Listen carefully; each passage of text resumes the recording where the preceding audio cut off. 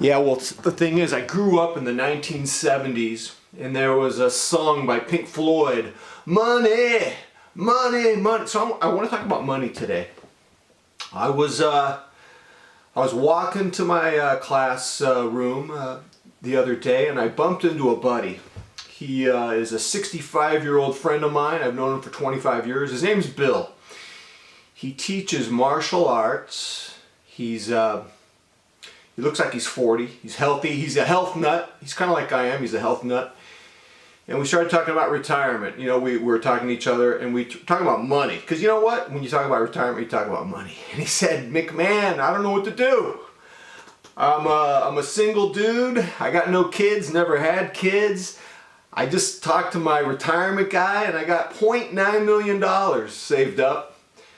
And I think I need to start thinking about retiring. And I'm just a martial arts dude, McMahon. I don't know anything about money. I don't know anything about it. I don't know how much is enough money. And I said to him, I feel you, bro. I don't know how much is enough money. I'm thinking of retiring too. What is enough money? Because there are situations, there are scenarios, there are unknown variables that can screw up our money situation. For example, you might have a child who has a learning disability, and you got to pay buco bucks for tutoring and classes and maybe send to a private school. You might have a child who has diabetes 1, and you're spending $600-800 a month on insulin. You may have an aging parent who needs some sort of care facility that costs $6,000 a month, and their Social Security doesn't cut it. Luckily, my mother, we're able to use the sale of her condo to help her. She's in a care facility right now. Let me tell you, I was scared, man. I was scared for a while. There are a lot of scenarios, man. I live in California, man. I pay $850 a year for earthquake insurance. The deductible, I think, is $60K. What if you have a 9.0 and you got to fork out $60K for the deductible? What if the California Earthquake Authority in a 9.0 scenario, what if they go bankrupt and you get zero? You get zero, and you paid $850 a year for like 14 years, and you get zero, man. Who knows, man? There's a lot of scenarios. So I told Bill, man, I don't have any answers for you. I'm just, I'm a watch dude, man. I'm a workout dude. I don't know anything about money, and I don't have $0.9 million like you, bro. I'm not feeling sorry for you. And you don't have kids. So he said, yeah, I don't know what to do. And I'm saying, I wish, I'm sure there's a lot of people who wish they had your problem, Bill. So then that conversation with him made me think about my cousin Jim. He just retired. And he was a doctor, and he bought a dream house in the Sonoma wine country. And he said to me, I was at a family function, and he said to me, McMahon, I'm retiring. I was looking at my numbers, and I have to retire. I don't have enough time to spend all my money. And I'm like, oh my God, that's a problem. And so these money conversations I had started making me think about my own personal relationship with money. For those of you who don't know me, I'm a watch dude, and I obsess over watches, and watches have affected my relationship with money in ways that disturb me, in ways that I find unhealthy. And I'll give you a couple examples. I play the watch substitution game, and I think some of you guys play it too.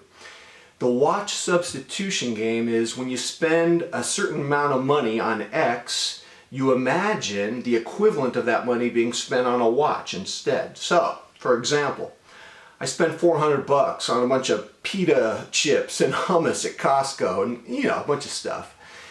And I'm thinking, oh, I could have bought the new Seiko Monster with that $400. Or, you know, I spent $1,200 on swim lessons for my kids. $1,200. That would have been a down payment on a Tudor Black Bay Steel. Or, you know, I go to Hawaii, and I spent $5K. Ooh, that would have been a grand Seiko. Who needs the memories with my family on a Hawaiian vacation when I can pet my Grand Seiko in my little misty cave like Gollum? Who cares about life when you can just live in the death of your watch obsession, right? No, I don't know. So I started thinking about the watch substitution game.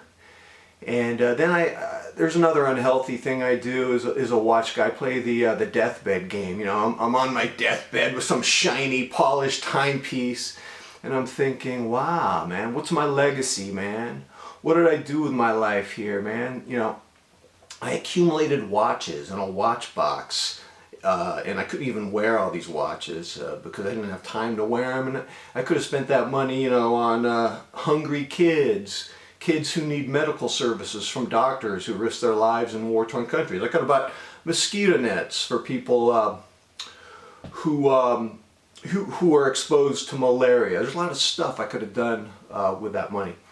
And so here's what's crazy about money. Take your watch obsession out of the equation for a second. What is enough money? Money, you know, because of all the things I just said, all those scenarios, you know, illness, a family member who has diabetes 1, earthquakes. At what point are you developing a mentality that you can never have enough money based on self-interest, on reasonable self-interest? And at what point are these rationalizations just based on greed? I really don't know. Is it just greed, or are you asserting reasonable self-interest? That's a question that I struggle with.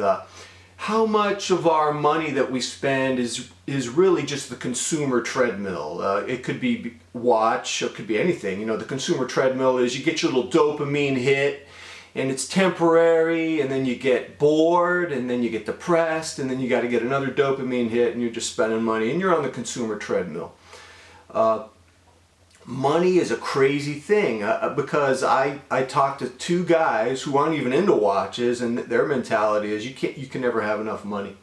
So I don't know. I think I'd like to find a balance. I think most of the people watching this this video, most of you probably are not wearing a $15 Casio, or probably most of you aren't content with a $15 Casio, which means you're not buying a watch as a necessary tool for time, because you could buy a $15 Casio with really good quartz accuracy, could even get a 10-year battery in it for that kind of money, and you'd be fine. But most of us are buying the watch as a luxury item, a status symbol for some, a Veblen effect item.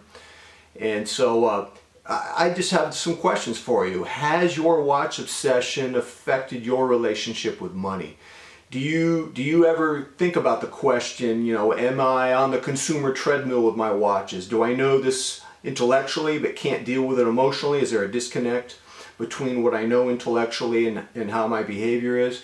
And do you ask yourself the broader question, you know, is there such thing as having enough or too much money, especially in the context of how much money should we give? I know there are philosophers like Peter Singer who say we should buy nothing that's luxurious and give all of our money to help human suffering. Anything less than that, you know, we're guilty of high crimes. All right, ladies and gentlemen, huge talk, money talk, man. I don't know, man. It's on my mind, man. Let me know what you think. Until next time, I'm out.